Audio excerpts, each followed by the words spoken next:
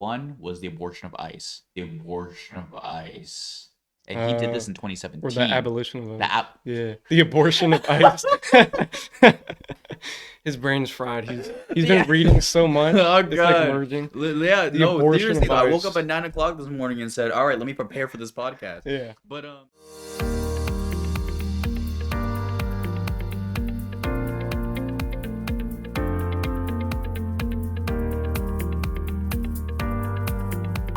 welcome back to another episode of Games versus Politics.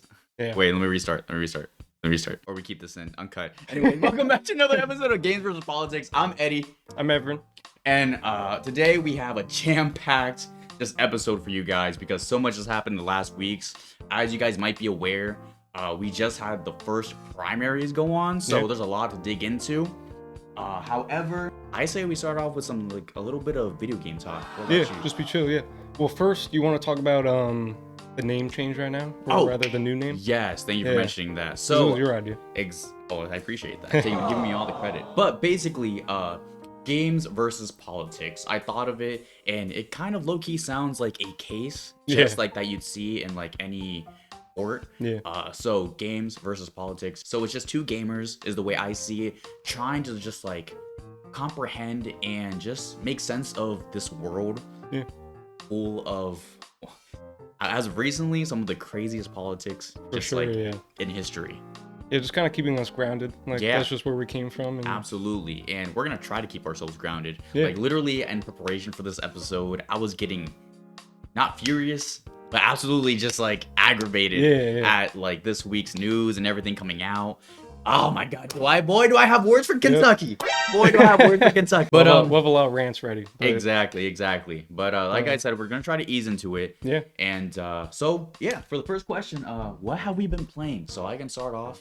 Yeah, I think I already know this one. You think you already? Yeah, I've been playing. This is the one game I've finally gotten to enjoy since I've gone out of school. Yeah. So I think I've clocked in about 5 hours now, which is a lot. It sounds like a little bit. It's a lot. It's a lot because I've been recently just super busy with a lot of personal stuff and blah blah blah. But Forza Horizon 6. 5 full hours. 5 full hours of. Nice. I should have been 6 because Forza Horizon 6. Oh my God, that game is peak. If you are a car enthusiast, if you like racing games, if you like games that just look pretty, if you want to destroy your PC, play Forza Horizon 6. It's amazing. It's beautiful. Oh, it's everything the community has been asking for from the Forza Horizon series. Because for a little bit of context, Forza Horizon 5 took place in Mexico. And not to be racist or anything, but like, it was boring. All right? It was boring because basically, like I said, nothing against Mexico, but the environment that they created from it, the inspirations that they took from the Mexican landscape, it was completely just very dry, and it's, pun intended, but it's a desert. So just like a lot of like dirt, sand, that sort of thing, and not very many like just sceneries or anything like grasping. Well, what's this new one then? The new one is Japan, baby. Oh my God. And if you are a fan of Initial D, you would understand a lot of the references in this game. A lot of just like, they took Japan, not just the anime, but like the animated version, I mean. Yeah. But Japan geographically. Like, it's like authentic. It's authentic as hell. Yeah. It's authentic as Shrek. They have a lot of the famous mountains that, like a lot of really cool car scenes or car communities take place in, like tow races, which is basically just drifting down a mountain. Okay. I never played a Forza game, but I've only played like Need for Speed or something. Yeah, shout out to our boy. He put you on? He didn't put me on. Okay. But he's also a Forza enthusiast. Because the fun part about this game is, like I said, it's very authentic. It's very one-to-one with the actual, like, real life world of Japan. So, exploring it, amazing. It sounds cool. I wonder if, because like I know like a lot of games, like the dev team will like travel to the country before developing. So I wonder if they did that. It's kind of cool. Yeah. I feel like for me, definitely Tomodachi Life a lot. Really? Okay, word. Just like something chill in the background while like doing something else. And then right now I'm getting into Final Fantasy 12. Okay. The Zodiac Age. It's like going back and replaying or playing for the first time some of the Final Fantasies. Final Fantasy 12 is it's like more rustic, more Steam. Yeah, like steampunk a little bit. Yeah, steampunk. But it also mixes with sci-fi, and it's kind of like inspired by like Star Wars a bit. Okay, a little bit. That's really cool. I didn't know that other half of it. Like it reminds me a lot of Xenoblade. Really? Okay. And it's cool because I mean it's not like confirmed, but you can kind of tell that like Xenoblade was inspired by it a lot. Like even like the combat or like the art style and stuff. Okay. So it's kind of cool going from Xenoblade to this. And then okay, that's awesome. Like the roots of it. Yeah, for sure. So that's what I'm playing. And then Tomodachi Life, I've also been enjoying that game. I absolutely love that game. You should put a picture of like your shadow and stuff. My shadow? Yeah, like the Shadow the Hedgehog that you made. Oh yeah, Pop a little picture. Yeah, we can definitely edit in we some both pictures. Made Jotaro. Yeah, for sure. Jotaro. Oh my god, absolutely. And then I plan on adding so many more characters. For sure. This is a game I have more than 5 hours in, and mostly because I've just been creating like characters. Fun. Do you have like a stylus, or you just do finger? Oh, I actually bought a stylus. Okay, that's the thing. So I want to take this game seriously. Which is weird because it's Tomodachi Life. You're not supposed to. You want to put care into. But I want to put care into my characters. Yeah. So I literally ordered like a little stylus pen, whatever. From Amazon. It was only like $10, and it's working pretty well. Yeah, for sure. I'll have to do that too. So most political game, and this is something I haven't thought much about, but if I had to try to come up with an answer, I mean, if you get there before I do. Yeah. Well, honestly, you could put like almost any Final Fantasy in there, including 12. That is one of the most political. For sure. Yeah, Final Fantasy. Because it's like this empire that's like acquiring like this homeland, and then you're kind of like fighting back for your people. What's beautiful about video games is that it's a reflection, sometimes mostly inspired by real life. Sure, yeah. So like real life problems. Kind of like inevitable too. Like. Exactly. Real life problems get, in a way, just reimagined in a new world. Yeah. You know, as of like Final Fantasy itself, I've only like really. Oh wait, I played. You played 10. I played 7 and 10. Yeah, I still only played 10 for. I think those are the. Ooh. That's valid, yeah. I mean, I know 10's pretty political. Like, isn't there like an evil religion, and it's like. Yeah. And then obviously 7. Okay, now 7. Yeah, you're literally going against. Is it considered the government?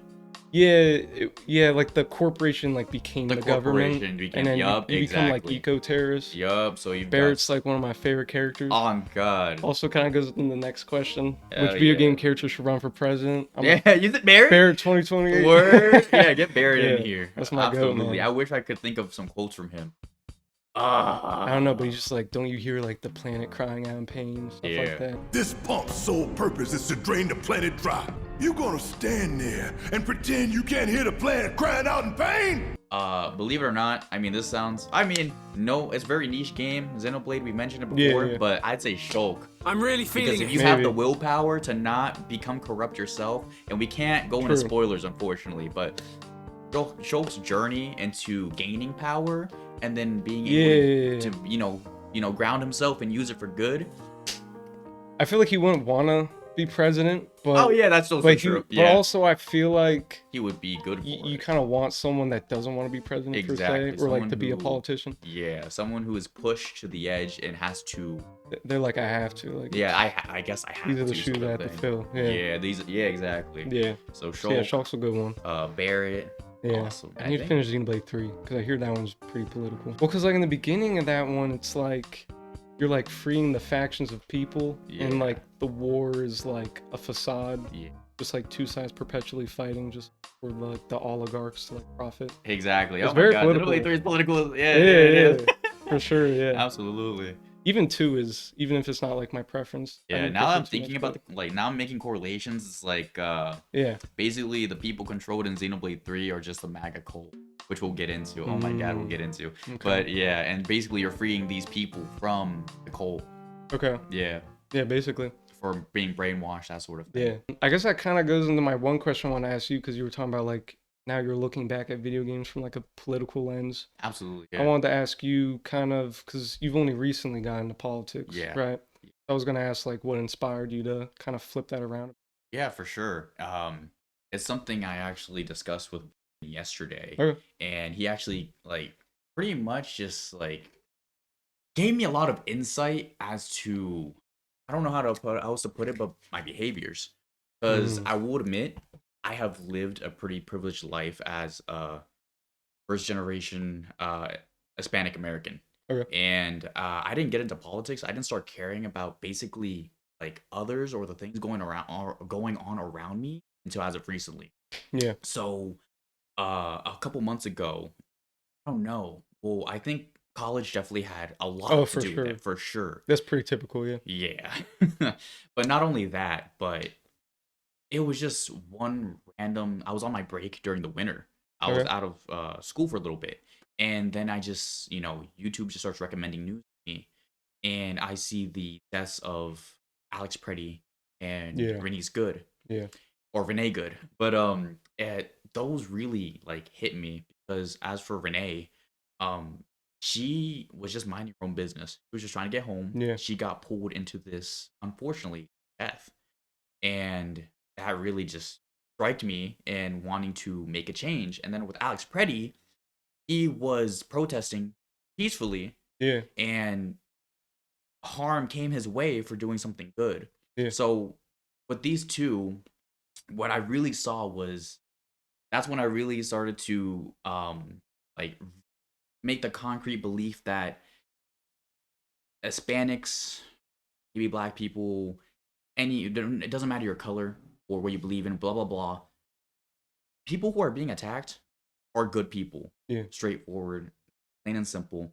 Good people are being put in danger. So I would like to combat that now. I'd like to educate myself in order to create a better world where we all can, live in peace, that sort of thing. Yeah. And you get the whole picture. But basically, just try to advocate for good people. Yeah. Try to do something Try when to defend good there's people. so many injustices going on around, right? I don't want to just like sit down and sit down and do nothing. And that's right? exactly what I was referring to before, where I feel like before I got into politics, before I started caring, I lived a pretty privileged life because I was in the comfort of my home. I was playing video games, so I'm such a gamer. And I feel like I'm disrespecting video games because, first of all, as we said, video games have a huge part of politics, of real world problems in them. And I was always someone who I highly believe video games raised me. Mm-hmm. Like thank you to my parents, thank you to my education, thank you to my friends, but video games are a huge part of that too on the person I am today. And I wasn't implementing what I've learned, the lessons I've learned in video games, themes and stuff, themes and stuff into my real life, into my real personal life. So now I want to combat that. Now I want to use not only politics, educating myself, blah blah blah, but also just implementing video games into creating a better world. Yeah, for sure. And that's why we're here today. And I know you share a lot of the same sentiments. And it's kind of like why we theme the name around video games too. Exactly. Because at the end of the day, that was our starting point. Exactly. Not only that, but like I identify as a gamer. You identify as a gamer. Just to ground ourselves back down to whether 20 years from now I finally become a psychologist or a lawyer or whatever I end up being, at the end of the day, I'm a gamer. Exactly. Yeah. Well said. Thank you. Hey, what's the next step, right? I guess the only thing too, just what we label ourselves as. Yeah. Okay. So hopping into that, like you said very well, leftist area. Like I would just say leftist. I'm not gonna go into like specific details, but just like anti-capitalist. I agree more so with like social progressive policy. For sure. 100%. I assume you're the same as well. And I'm exactly the same. And if we get around to it, I would like to dig deeper into that labeling. Sure. Because those categorizations, because I'm still like, I can't wrap my head around like democratic socialist, socialist democrat. I know. What is the difference? I know, that one's stupid. It's like, what is it? Yeah. So it is very important to define these things because like if you're going to talk to someone, if you're going to debate anyone, if you're going to try to convince anyone, you want to know first and foremost, what are you representing? What are your beliefs? How do you categorize yourself? And what are you advocating for? So. No, we can definitely go over that.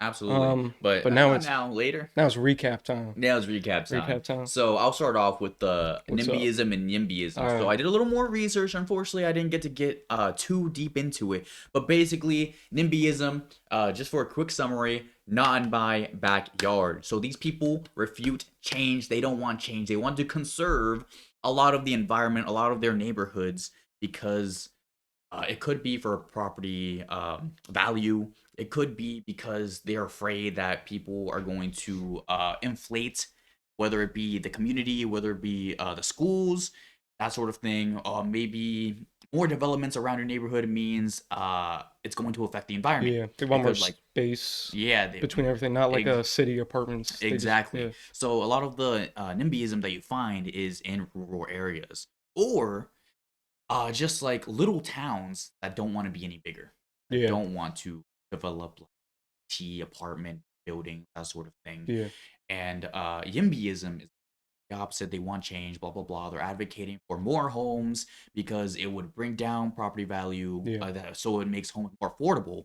But also, I guess like to grow the economy, like I said, making things more affordable, and there's a lot that goes into both sides.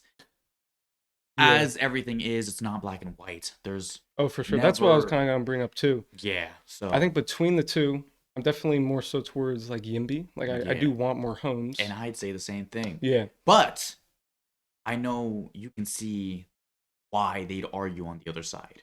I think with NIMBY, well, I was gonna go into a gray area, but I feel like with NIMBY, it's kind of like it just feels like boomers kind of holding on to the idea of like a single family home in a rich suburban neighborhood. Yeah. And they don't really just want anyone around them. Exactly. Just kind of like isolated. Yeah, for sure. And that's kind of like what a lot of people argue. But basically, NIMBYism has this exactly like you said, boomers. Yeah. And just conservatives for the most part. I could even probably see like more racist too. Like I don't want, and that's what I was just gonna get at. The more you develop, it's gonna become more diverse. Yep, exactly. Yeah. So they are deeply opposed to DEI, which is diversity, equality, involvement. Yeah. And a lot of YIMBYism is like if we have this rich neighborhood, and then we want to start making affordable multi apartments in the like near them. They're going to oppose that because like it could be like, we don't want these sorts of people around us. Yeah. And I think my leftist viewpoint on that is just I think we're like the major issue is just there's like people need to be in homes and it should be a human right. Absolutely. And we're fixated on like the profit, but the number is going to go down. It's like that shouldn't matter. That shouldn't matter. Like it shouldn't just be about like profit. Yeah, so I think housing should be a human right, not a financial asset. Yep, I agree. And then I guess this is more socialist policy, and I'll have to do more research because other countries have done this, but housing can be funded and built by the state as a universal guarantee, rather than like companies building the houses and to profit off of. And also like, I don't want like landlords, I don't want mansions. Shouldn't own multiple homes, stuff like that. Shout out to Mayor Zoran Mandani, bro. He is putting in the work. Oh yeah. Shout out to him. Yeah, lots of good statistics. We can go with that as well. But yeah, that's all I have really with NIMBY and YIMBY. Yeah. I think I was more just looking at like from a gray area. I don't think either is a solution. Yeah. I think YIMBY in the moment is better, but for sure. Yeah. For sure. We can probably move on from that. Yeah. Trump approval dropping. I think ultimately the Republican Party doesn't really care if Trump's approval rating numbers go down. Yeah. I think right now they're using Trump to just enact as much damage as they can with policy. Yeah. Like there's so many regulations that have been lifted with like, I forget, there's like some type of whale, there was like butterflies, just like all these like protections for like endangered animals or like for the environment that he's just lifting. Yeah. Just like so much damage. So I think what I'm hearing is Republicans, whether Trump was in office or not, this was the goal the entire time. Trump is just basically fast forwarding the agenda. Yeah, basically. I think honestly, I feel like Trump was just a perfect excuse to kind of like speed run it. Exactly. Essentially. Like I think some of these things would have probably happened with a Democrat, but I think Trump especially is like speed running our descent into like fascism and stuff.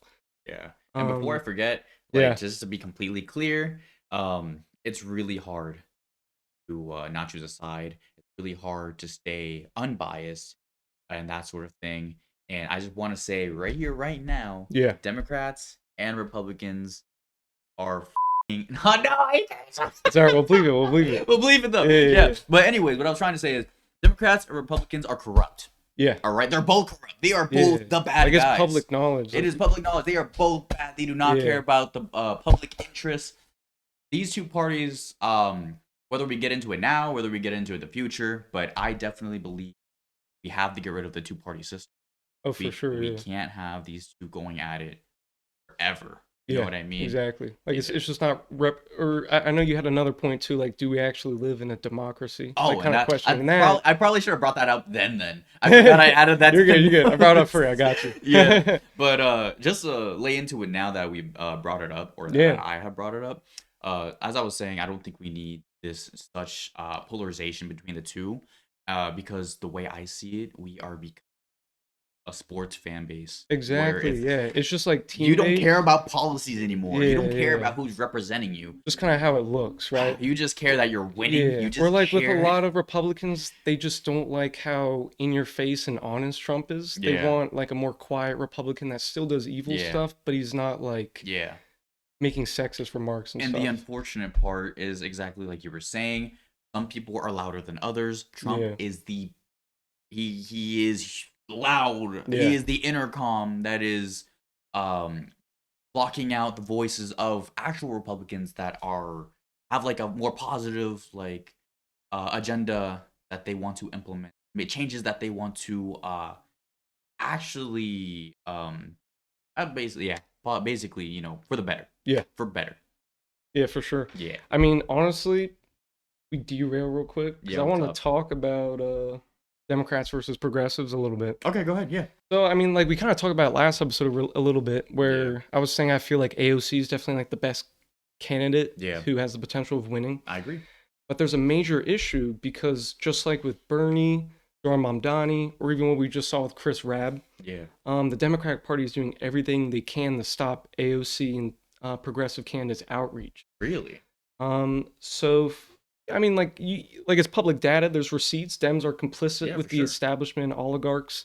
They're backed by AIPAC. They're backed by corporations. And then, you know, we have AOC right now, who's the only one not bought out, and she's been calling out these politicians for years now. Absolutely. Look, listen, every time she shows up in my reels, I just put a smile on my face. She's always spitting facts. She's always in any hearing, any oversight. Oversight hearing, she's always calling out these big CEOs, corporate people, anyone in the system, in the government system at all. I think she deserves credit for, like, you know, drawing that line, like separating herself. Absolutely. Like, she's not losing herself in the Democratic Party. Like, she's made mistakes, but I think she still like stands on her own when she has to. Absolutely. Like, one of the most recent I saw was the oversight hearing for, I forgot who the dude was. I don't even remember where he's from, but basically it's just some corporate dude who's an advocate for data centers. And AOC pulls up. She's got these jars. She's like, you see this water? Dirty as hell. I know, bro. It was like brown and everything. Yeah, just destroying the environment. For sure. But yeah, I feel like right now, like Gavin Newsom and Kamala Harris actually, like, they're trying to put on a more like progressive front, but I feel like it's so much more important and there's more weight to like look at one's track record. Like with Kamala Harris, she wasn't against war with Iran. She said she'll be tougher on the border than Trump. She wants to have the most lethal military in the world, and she is bought by AIPAC and is a Zionist. And I mean, her former campaign that we just saw was very shallow and unfulfilling. And then kind of going to Chris Rabb now, who, by the way, sounds like an amazing guy from what I've seen. For sure. And congrats on the W. I have no gripes against him as of yet. Like, I haven't seen any dirt. No skeletons. He sounds really promising and just like genuine. Exactly. I'm the only candidate in this race that's not backed by the establishment. I'm unbought and unbossed. It's just been an overwhelming performance by Rabb on election day. The folks who went and turned out at the polls. But like last year during the NYC mayoral race, Cory Booker refused to endorse Zohran Mamdani because it wasn't his state. He's from New Jersey, and he didn't want to fly one state over. But now you don't even have to fly, brother. Yeah, true. But just this week, Booker physically traveled to PA to back Sheriff Street, who's a Zionist candidate in the primary. And then Sheriff Street and the DNC also broke federal election rules. I don't know if you saw the article I posted.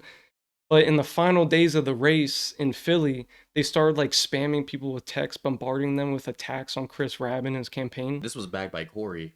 Yeah, like just the entire DNC was complicit in it, and it's just like, I think it's just so frustrating that Democrats are so focused on fighting progressives rather than like the Republican Party. Yeah, Like that's you're crazy. investing so much energy and resources. So yeah, I think just what we're seeing is that the entire DNC is like against progressives and they don't want fundamental change. But I do think the tides are truly turning, and we're seeing like socialist policy, like even with Zoran Mamdani, it's working. Because just recently he said he eliminated the city's $12 billion budget deficit, bringing it down to $0. Yeah. And there's actually a statistic too. A lot of Zoran's policies are like really popular across the United States. Absolutely. What's really cool about Zoran is not only is he a good person, not only is he making good changes, but the public is viewing him in a great way. Yeah. Like he's actually getting positive publicity from this. Yeah, for sure. I think honestly, at the forefront, he's just like being a megaphone for like kind of just like what people want everywhere. For sure. Yeah. Zoran Mamdani, whenever you want to move to PA, Exactly. I know it's boring here. There's like no one good here. Oh my god. Yeah. Hey. I mean, Philly next door is Philly, yeah. But he's okay, yeah. Whoa. Yeah. I keep forgetting. He's a mayor. He's a mayor. Oh, that guy's yeah, a mayor. Mamdani. Yeah. But yeah, I just want Democrats that actually fight Republicans, because I don't ever want a Republican in office. So I feel like, the answer to that is progressive policy, because that'll win people over. We don't want a Republican in office right now. Well, I don't think there should ever be a Republican Party again. You're right. Because there should never be a Democratic Party ever again. Oh yeah, I know what you mean, but like definitely with the Republican Party, I'm like no more of that. I feel like in a better world, the Democratic Party would be the Republican Party now, and we would have an actual leftist party. You know what I mean? Like I feel like, because on the right now we got the Republicans. I want to get rid of the Republicans and then move everything right. So Democrats are the right, and then the center is the left. Like leftist policy is like what's popular. You know what I mean? Did I lose you a little bit? Yeah. I'm just saying I don't want. I want the biggest bad guy to be the Democrats. Yeah. And then like the more popular majority is progressives. For sure. Yeah, because I mean, the way I was trying to, I shouldn't be defending the Republicans at all. First of all, fuck you. But you're right. They shouldn't exist because they've proven that they have only done numerous bad things, corrupted things. They have lost the trust of a lot of us. And then it's frustrating too. I think it was like maybe 2 weeks ago or something. Obama was talking in an interview and he was like, "I want a strong Republican Party." And I'm like, "No, no Republican Party." Like, we shouldn't want a strong one. And then it kind of feels like Democrats, they don't like Trump, and they just want like a more chill, less in your face Republican. Yeah. So what I'm hearing is get rid of the Republicans and get rid of old people. Absolutely. Old people? Absolutely. I know, bro. They keep going. Shout out to my old people. We love you. Ooh, I do have a statistic with old people. Okay, but here's the thing. We're not actually hating on old people. We're not. I love old people. I think Abuela, if you're listening to this, I love you, right? But like, I think we gotta stop putting 70 to 80-year-old politicians in these positions, man. I know. Yeah, definitely. But what I found is older Democrats, they lean more towards Harris and Newsom, and then younger Democrats, Harris and AOC, are the more popular ones. Yeah. Actually, I looked at this, and that's very interesting. Yeah. Also proving why I don't want old people. Yeah. I think it was the same thing, too, in 2016. Like, old people were more so for Hillary, and then Bernie was, like, younger people, for sure. Yeah. It's something I hear, like, for example, What's up? We can always edit this out. But basically, right? Okay. He's a Republican. And he always pokes fun at me because I'm young. So whenever I mention my party affiliation, my beliefs, he's like, "I remember when I used to be like you. But then I grew up. And I'm like, man, how much does that actually reflect a lot of the just like you want, like, you're curious if other people are slowly becoming more like right wing? Yeah.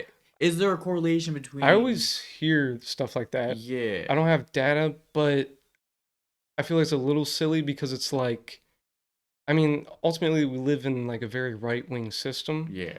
And then like obviously like when you start getting more money and then the system starts working for you a little bit better, you're gonna like it more. Like that's just kind of how it works. Like after like 3 decades of dealing with A, B, and C, you're gonna be more like accepting of A, B, and C. You know what I mean? Gotcha. Yeah, for sure. But yeah, I don't know if that's an actual thing, but like Yeah. I've had like high school teachers that bring that up too. Yeah, for sure. Yeah. It's like it's kind of like I don't know why. I imagine the Star Wars scene. Not Star Wars scene. I just imagine Star Wars in general, where it's like Anakin was a Jedi and then he goes to the dark side because of Sith. Yep. Yep. Yep, that's American politics. On Gaga. Thousands of Anakins out there. On Gaga. Yeah, But back to this. Young old people, Newsom and Harris, young people. Young people are just more for like the. It was also Harris, so the Harris was the overlap. Harris was the overlap. Only old people want Newsom. Okay. No young people want Newsom. Yeah, gotcha. And there are polls right now. Mm-hmm. So for like the 2028 presidential poll, AOC was catching up to Kamala Harris, and then during the polls they just threw in Bernie Sanders, even though he said he's not running. So it's almost like the DNC is trying to make it seem like AOC's not as popular as she actually is. That's crazy. Yeah. You know, I feel like the numbers are going to be jumping up and down. Absolutely. I feel like the last like half year, 6 months leading up to the election is like what actually matters. Okay. Yeah. Yeah, for sure. And then if you don't mind, I'd like to jump into primaries then.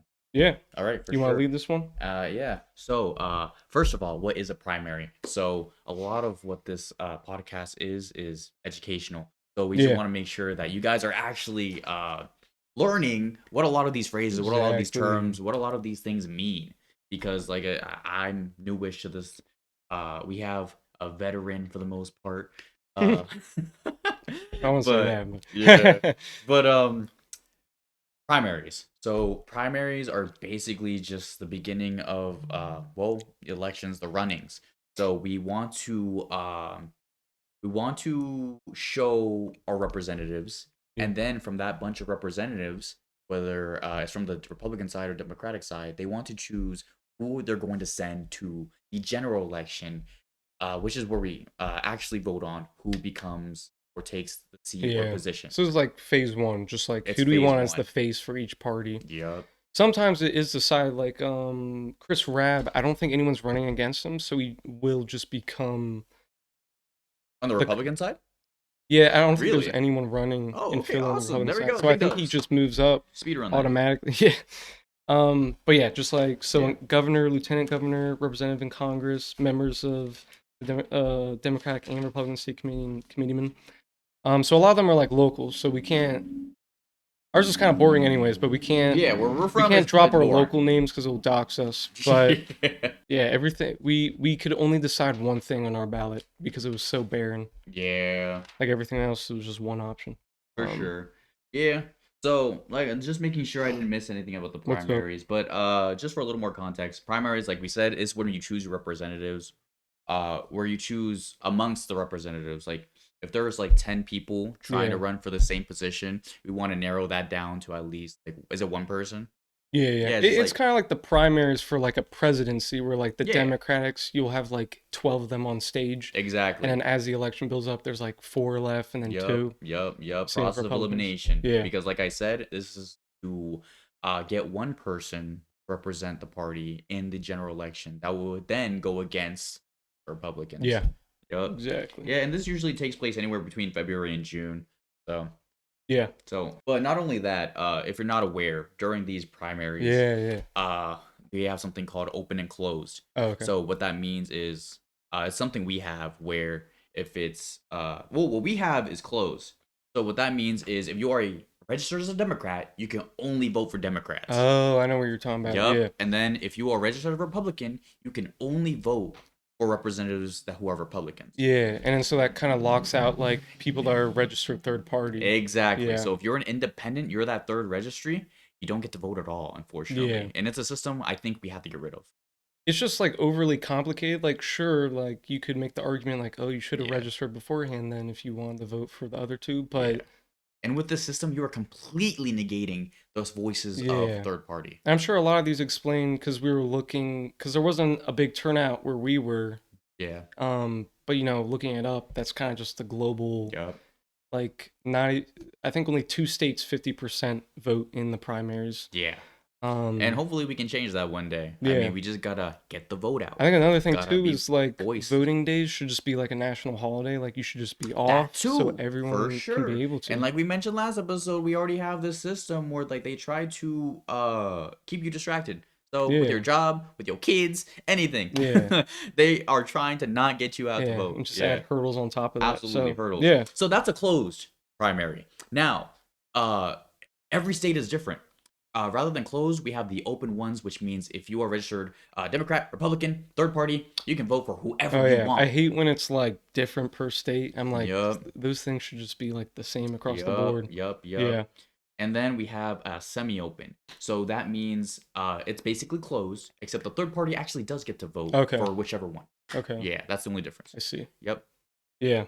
Yeah, no, those don't really make sense. In the grand scheme of things. But that's pretty much it. Like I said, now with for the general elections, whoever won whoever won these primaries as of recently are going to be sent to the general elections. Yeah. From what I've seen, there's also been a good like couple of like socialist wins. Chris Rabb is obviously like the face of that. I know there was, I forget where, but there was like a high school teacher that won as well. Talk about Chris Rabb a little bit. We kind of like dabbled over here and there. Yeah, I don't know everything about him, but we just said he's cool. Yeah, Chris Rabb. Let me see what I got in my notes here. Like, basically, I endorse him. Yeah, he's I guess you could maybe argue like the first socialist in Congress. Yeah. Very progressive. Right? Yeah, because like there's Bernie there, but yeah, I think even. Oh, he has backing by Bernie though. I think, right? I think he does. I think so. Yeah, he definitely has endorsement from AOC Bernie and Hassan Piker. Yeah, but yeah, Bernie actually went out and endorsed 61 progressive candidates. All right, we've got a lot to talk about. That's all, just Chris Rabb. Oh, God. Yeah. I mean, honestly, there isn't much to talk about other than he just ran on a progressive platform, similar to what we've seen with Zohar Mamdani. He has a good track record. Yeah, for sure. It's just stuff we gotta like wait and see. Yeah, basically. To piggyback off the track record, though, he did serve, like, he's not new to the scene. Yeah. So I think remember the numbers. I'm gonna go ahead and throw a number out. 5 years he was in state senate. Okay. Yeah. So he had a seat. So he already has a political background, yeah. Yeah. He does not take APAC money. Nope. There is a website for that if you just want to see every candidate affected. Okay, cool. Yeah, we'll definitely include. Because I think the biggest green flag about who you want representing you is dependent on who they're getting their money from. Yeah. Who's funding these campaigns? Yeah. Because you don't want corporate, you don't want big CEO. Yeah. I think people with power, people who are rich. I think he was kind of like a grassroots campaign, like absolutely, just like people funding him, local people. Yep, completely grassroots. Yeah. I think that always works, like numbers wise too. Like people like that. Yeah, for sure. If you want someone to trust you, you want to be transparent with where you're getting your sources from. Yeah. Yeah. Actually, now that we're into it, 2 things he did do when he was in the I think it's state senate. Post editing or something. Yeah, exactly. But he brought 2 bills into the PA. I'm gonna just keep referring to it as Senate. One was the abortion of ICE. And he did this in 2017. Or the abolition of ICE. The abortion of ICE. His brain is fried. He's been reading so much. Oh, God. It's like merging. Yeah, seriously. I woke up at 9 o'clock this morning and said, all right, let me prepare for this podcast. Yeah. But, so we're going to abort ICE. We're going to abort ICE. Yeah. Oh, my God. We're going to, what's the word then? Abolish ICE. Abolish. This is what I brought up last week. And you're like, abolish ICE? Are you sure? Yeah. It was actually the recap. We kind of skipped over it, but we'll get back to that too. But what are you saying? Yeah, so he actually brought a bill to abolish ICE back in 2017, and this is long before a lot of the things that happened recently. Yeah. So he was already like ahead of the game. You know what I mean? Yeah. So with a bill like that, and then the other bill was, I'll bring it up. You'll see it right here. Basically, right. I guess. A little pop-up? Yeah, a little pop-up of the other thing he did. But he has a good track record, is the point I'm trying to get across. Awesome. Yeah, and I think that's kind of like what you just have to look at.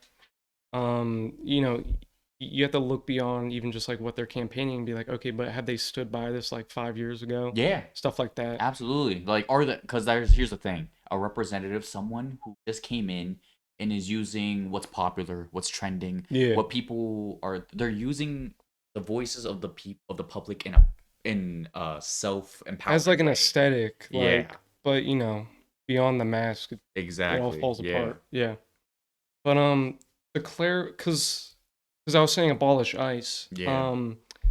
To add to that, I just feel like there should be an easy system for immigrants to come in here, because the difference between an immigrant and an illegal immigrant is just paperwork, right? Yeah. Like there's not like this fundamental difference. Yeah. And we were talking about how like it's kind of just a hoax. It's a lie that they're all just criminals coming in. Yeah. So ultimately it's a waste of American tax dollars to be like have this specific task force for brown people, and if anything it's just racist because it's all built on like a lie. Yep. And I mean that's why we have police too. Like why do we need two police forces to deal with crime? Yeah. Like it's just like a bit redundant. Like That's have true. a specific task force and then police on top of that. Absolutely, for sure. It's a waste of resources. You're right. I didn't even. That's why that's a good like point. I think because there's the Democratic Social Committee, the DSA, and they'll only endorse candidates that have points like abolish ICE, stuff like that. So AOC's abolish ICE, Chris Rabb, all of them. Yeah, for sure. Yeah. All right. Yeah. Okay. And then to move on, and I want to talk about Josh Shapiro and Garrity. So these are the two candidates running for governor. Josh Shapiro is an incumbent, and if you don't know what an incumbent, he was in office before. He's currently in office or whatever. He has a second win now. He's looking for another term. Yeah. And then opposing him would be Stacey Garrity, a Republican, hoping to get him out of that seat, get him out as governor. Yeah. Josh Shapiro, love him, hate him. I honestly don't know. I don't really know the consensus behind him. Because I hear some people say he's pretty popular nationally, even. And yeah, maybe with like more liberals, because I know a lot of people wanted him for the VP pick for Kamala Harris. Yeah. But I'm pretty sure he's just like another like do nothing Democrat. He is a Zionist. Yeah, personally, I don't really see. He's just kind of boring. Yeah. Yeah. Like I wasn't excited to vote for him, but I'm like, he's the only one there. Yeah. But the thing is, we think he's boring, but the public, for the most part, doesn't, because he's actually pretty out there, if not just like a very diet Trump, in the way that he speaks and his like it's just behaviors. Okay. Yeah. It's just not as extreme, I guess you could say. Yeah, because I think a huge part of him is he likes to curse. That guy likes to curse in his speeches and in his ads and that sort of thing. That's funny. But Josh Shapiro, some pros, some cons, but who is running against Josh Shapiro? Stacey Griffin. Who is Stacey Griffin? I don't know. Well, basically, she's a white lady. I'm just kidding. No. No. But anyways, she is currently the state treasurer of PA. And she was born and raised in Bradford County, which I have no idea where that is in PA. But basically, she's a huge representative for rural communities, like farmland, that sort of thing, farmers. Yeah. But what's her name? Oh, Stacey Griffin. Stacey Griffin, and these two are gonna face off in the general elections. And basically, I just wanted to give the rundown as to, well, do we like them? Do we not like them? What do they represent? So we'll start off with Josh Shapiro. So as I was saying, I don't really know the consensus behind Josh, whether I want him in, whether I don't want him in. I personally, based off what I've seen, I think he's okay to have in office for now, but I do have some gripes with him. So one of the policies or things he wants to push is if data centers are going to be built in PA, he is going to ensure that these data centers pay for their own electricity or bring their own electricity and water supply. It would basically ensure that these companies, data center companies, facilities, would pay the difference in normal consumer electricity and water supply. Okay. If you know what I mean. Yeah. Yeah. Yeah, So I know like, what you mean. yeah. So like if the pricing for electricity and water supply start to go up, they are going to pay that difference. That way it doesn't affect the residents. Okay. You know what I mean? I'll have to look up more details. Yeah. I mean, like, obviously that's better, but it feels very like middle of the road. Yeah. When in reality, like we shouldn't really have these data centers at all. There's like a statistic, we have like so many, bro. Like it was comparing to China. Like, bro, we have like thousands, and China had like a couple hundred. Really, data centers? Yeah, yeah. That's And crazy. it's funny because like China's like outpacing us, like production wise, technology wise, and it's like we don't need all these data centers. Absolutely. I think something I definitely need to research myself is the pros data centers, because why do we need to build them besides the fact that it makes these people richer? Well, because if it's only for economy and like making the wealthy more wealthy, then I think it's just one of those things where it's like, because the wealthy, they're not looking far out of like, how is this going to affect the world in like 10 years? They're just trying to make a quick buck right exactly now. That's what I mean. And that's what data centers are allowing them to do. Yeah. Because like they're just being built for AI. Like whether it's and if like, that is the only case for them to exist, then get rid of them. Absolutely. Do not build them, blah blah blah. And that brings up the other policy he would like to push, which is local residents should decide the proposals of these data centers, meaning the people have a say in whether they get built or not. Yeah. Right. For sure. And another thing is he filed a lawsuit against the United States Department of Agriculture because apparently the department terminated the $13 million program that basically these farmers that are producing crops, vegetables, fruits, that sort of thing, $13 million worth were actually supplied to 14 different food banks. And the U.S. Department of Agriculture, which is under the Trump administration, unfortunately cut that. So lots of cutting from the Trump administration. Yeah. So he's filed a lawsuit against that. I think that's a big W, and that's one of the pros of Josh Shapiro, that he's fighting for these sorts of things. Yeah. And then funds to preserve farmland, which is always a good thing, especially PA. I mean, you don't have PA without farmland. Yeah. It is the backbone of our economy. Yeah. And it's who we are. It's our personality. Maybe not for us, but for PA as a whole. Yeah. And that can't really work alongside data centers. No. Those take up the space that would be farmland. Yeah, for sure. And then on to the other side, Stacey Griffin. So, as I said, from Bradford County, currently the state treasurer. She's running for governor as a Republican representative. And her biggest thing is she will uphold the law. And I see this as a con. And the reason I say that is because I don't know what legislation about abortion is now. But say we do not allow abortion legally in PA.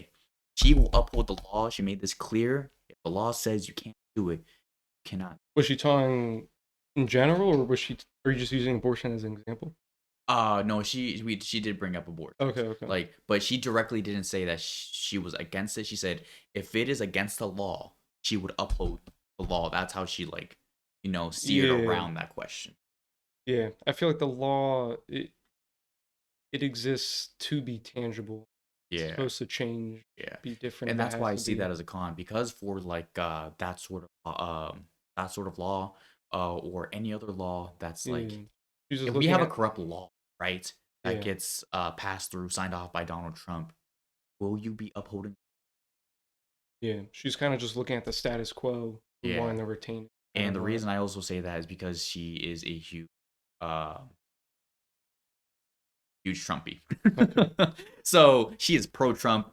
Whatever Trump says goes. Right. She makes that very clear. Yeah. Her goals: finding a way to bring in revenue. So that's a huge thing. One of the policies she absolutely brings up every time she's at a speech or whatever. Apparently PA is losing $5 billion more than they are bringing in. Yeah. So that is the deficit there. And she wants to create a way to bring in more revenue so that we aren't in the negatives. That we are not spending more than we are bringing in. What was her proposal for her proposal? Natural gas. I need to do more research, but she said it in her own words, drill, baby, drill. Oh my god. And I don't know. Is natural gas fracking? Yeah. Oh, I don't know. That's the thing. She just said drill, baby, drill. And she said natural gas. Apparently, the PA drill, baby, drill has 25% of natural gases in the world, which is in her words, more than some nations. Yeah. So, and the fact that we're not abusing that or exploiting that. I think that does like drilling like that though really does damage the environment exactly. though. So I don't know how she'd get around that because if well, I it think would she damage, don't care per se. Also because but I mean, if she's that would advocating for increase farmland, well, that would increase like corporation money as well. yeah. So I'm sure she's involved with that. Yeah, for sure. To an extent, yeah. What Trump says goes. Yeah, like I think you can advertise it like we just want deficit to go. Yeah, and the reason I keep saying she's a Trumpy is because she says her approach is to work cooperatively with the Trump administration, to take advantage of the benefits. So the way she sees it is, if she sucks up to Trump, EA can um, just take advantage of the benefits that may come with it. What those advantages are? Yeah, I don't know. Yeah. She just wants attention from Trump. Yeah, probably. Yeah. We're starting to like, but I don't know, blah blah blah. But anyways, just to zoom through this a little quickly. Getting too nerdy, bro. Yeah, for the decision for data centers up to the counties, so the local level, just like John Shapiro. She would ensure data centers, pay for their own electricity, water supply, and make the difference. And then supports the ABBBA, which is basically the One Big Beautiful Bill Act. Right, supports that, advocates for moratorium of gas taxes. So what does moratorium mean? It just means putting pauses on certain taxes for like a limited amount of time, and this would be on gas taxes, which is a pretty decent thing because I mean, gas is exactly. And then wants to lower property tax and make first-hand home ownership affordable for younger adults. So if you are a first home buyer, she wants to make it more affordable to you. But as for people who have been a homeowner, she would reduce the property tax on that to make it more affordable. Yeah. Would increase Medicare, Medicaid for certain specialties. I say certain specialties because she gave a few examples, including perinatal care, which is that stage between a late pregnancy and early birth. Oh, okay. So very specific groups can benefit. Can benefit. Not like a broad thing. Not a broad thing. Supports Trump's tariffs, red flag. Wants to streamline even if he's talking about reducing the gas prices. Oh god. Wants to streamline bureaucracy of regulations, reporting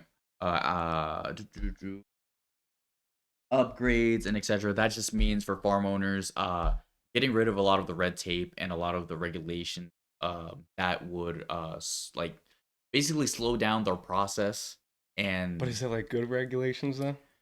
We'll have to find out. But because I mean that's pretty like typical of the Trump administration. Yeah. So like, just skip the things that like keep us safe. Yeah. And that could be exactly what we want to prevent. Yeah. But and then funds to preserve farmland from development plans like data centers. So. Yeah. I don't know. It sounds like she wants to get the deficit down, but just like cutting corners, like we're gonna frack and destroy the environment. Absolutely. Get rid of regulations and stuff, and it's like that's only gonna help for so long, you know. I think the biggest red flag here is that she is a Trumpy, wants to suck up to the Trump administration. So yeah. L. Okay, so basically, I'll run through this very briefly. I just saw that apparently like about 20% of Latinos were confident in who they were choosing, but then 50% were undecided.